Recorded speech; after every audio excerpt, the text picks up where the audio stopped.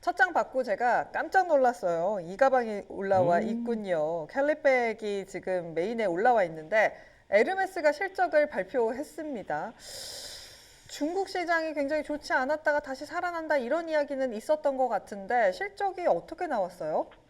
네, 오늘 에르메스 실적 같은 경우에는 이제 뭐 중국을 비롯한 모든 지역에서 다 고른 성장이 나타났고요. 아무래도 이제 에르메스 같은 경우에는 뭐 정말 이 브랜드 가치가 정말 압도적이고 워낙 이제 버킨이랑 켈리 또 사기 위해 밑에서부터 이제 엔트리 모델부터 그렇게 사는 수요도 계속되고 있고요.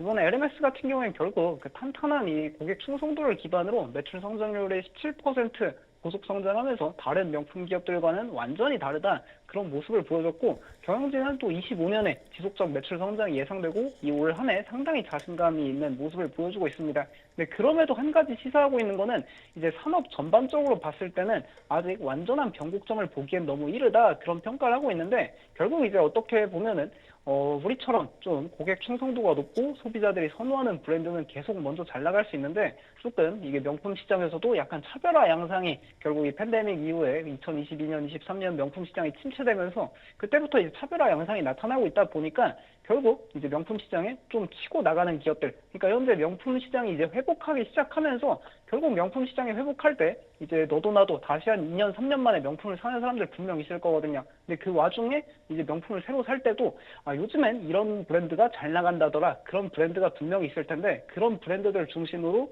먼저 이렇게 시장에서 계속 치고 나가지 않을까 그렇게 보면 좋을 것 같고요. 그리고 LMS 실적에 상당한 시사점이 있는데 이 기업을 통해 명품 시장 전반에 그 현재 업황이 어떻게 흘러가고 있는지 파악할 수 있습니다.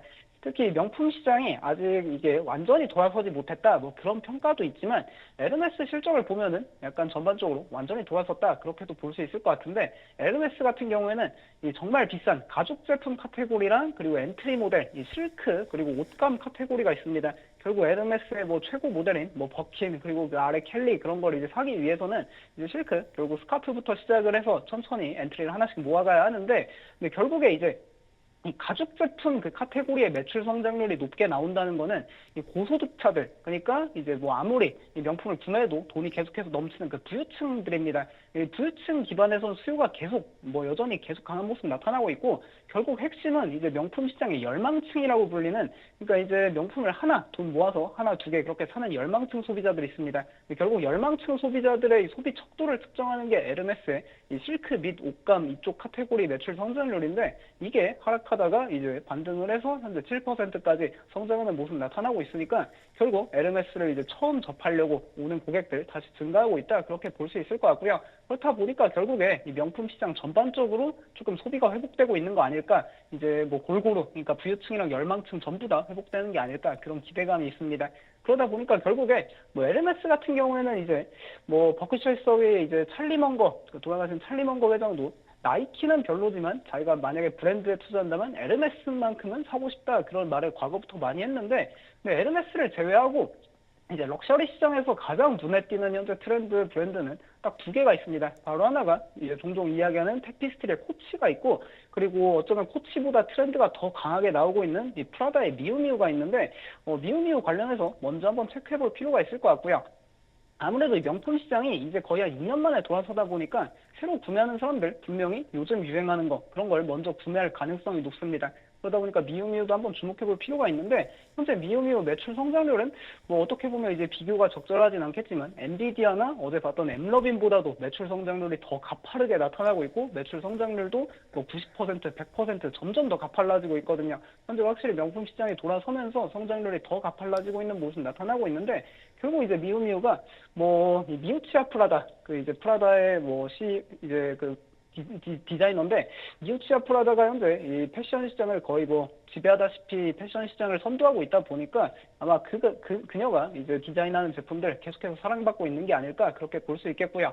코치도 이제 계속해서 뭐 체크해볼 필요가 있을 것 같은데 결국 명품 시장이 회복될 때 이제 밀레니얼 Z세대들도 다시 명품을 뭐 이제 듀 소비에서 돌아가서 명품을 구매할 수도 있습니다.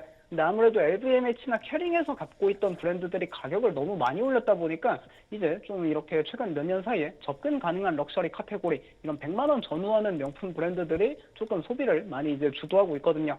결국 이렇게 코치가 과거하고 달라진 브랜드 이제 이 디자인을 바탕으로 조금 밀레니얼이랑 Z세대한테 꾸준히 인기 보이다 보니까 최근에 매출 성장률도 한 자릿수에서 두 자릿수로 가속화되기 시작했다는 거 반드시 체크해볼 필요 있을 것 같고요.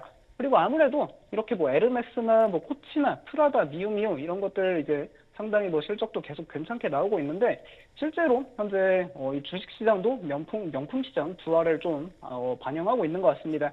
실제로 올해 명품 기업들 YTD 주가 수익률을 보면은 AI 그런 sek터 못지않게 현재 정말 강한 퍼포먼스를 다 이어가고 있고요. 연초부터 지금까지 거의 한 10%에서 많게는 30% 넘게 상승한 기업들이 있는데 뭐 LMS도 오늘 실적 발표하고 사상 최고가 바로 직행하고 있고 또 프라다도 5년 동안 갇혀있던 박스권을 탈출하는 모습 나타나고 테피스트리도 거의 13년 만에 사상 최고가 그리고 이제 유럽의 몽클레르도 이제 5년간의 박스권을 이제 막 탈출하려는 모습 나타나고 뭐 브루넬로 쿠치넬리 같은 이제 올드머니를 상징하는 브랜드도 사상 최고가다. 상당히 확실히 명품 브랜드들이 이제 2021년 그때 돈이 너무 많이 풀려서 다 주가 좋던 시절에 그 뒤로 거의 한 3, 4년 동안 주가 조정을 받았는데 이제 막 다 사상 최고가를 돌파하고 있으니까 상당히 모멘텀이 기대되고 있습니다. 근데 아무래도 이 미국 주식시장에서는 테피스트리 제외하는 좀 투자하는 게 투자 접근이 쉽지 않은데 그래서 제가 하나 가져온 게 결국 이 미국 주식 투자하실 때도 뭐 ISA 계좌나 퇴직연금 계좌로 뭐 ETF 매매하시는 분들도 계시거든요. 그런 분들을 위해 이 하나로 글로벌 S&P 뭐 이런 ETF가 국내 증시에 상장돼 있는데 이것도 오늘 보니까 2021년에 이어서 이제 사상 최고가를 다시 경신하기 시작했는데 여기도 구성 종목 보면은 앞서서 이야기한 뭐 에르메스, LVMH, 뭐 캐링 프라다, 테피스트리 다 있고요. 뭐 랄프 브랜드 있고 로얄 캐리비안 크루즈나 페라리, 테슬라, 뭐 메리어트 힐튼 그냥 온 이제 카테고리의 럭셔리랑 럭셔리 다 모아놓은 ETF다 이렇게 보면 좋을 것 같습니다. 네, 지금 명품 시장의 변화에 대해서 좀 짚어봤는데 사실 뭐 에르메스 같은 경우는 너무 이미 비쌌기 때문에 별로 와닿지 않으실 수도 있겠지만 얼마예요? 에르메스 제일 비싼 거는 거의 억 단위까지 가는 것들도 있고 버킨백이 여기예요? 네, 그것도 가죽에 따라 다 다르고요. 왜 그러냐면 지금 뭐 그런 것들도 있고 몇 천만 원짜리들도 있고요. 미우미우 같은 경우가 원래 맨 처음에 런칭했을 때는 그렇게 고가 브랜드가 아니었어요. 프라다의 약간 서브 브랜드 느낌이었었는데 여기가 핫해지면서 가격 인상을 정말 많이 했거든요.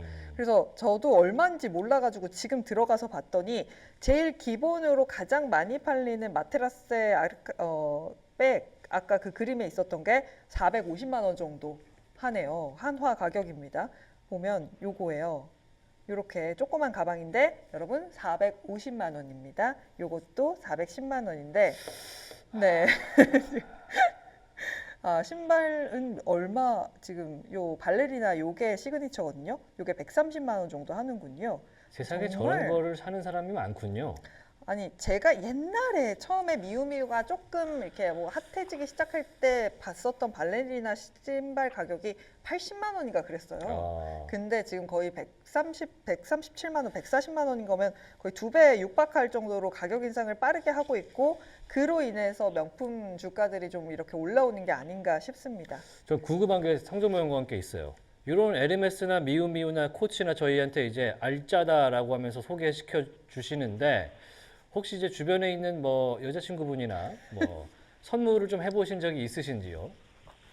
저는 아직 이제 상당히 목이 메이고 있습니다 지금. 네, 우리 여자친구분께서 보시고 계시다면 못 본 걸로 해주시기를 바라겠습니다. 그리고 이제 하나로 글로벌 럭셔리 네. ETF도 추천해 주셨는데 네. 여기 이제 테슬라가 좀 껴 있어서 네.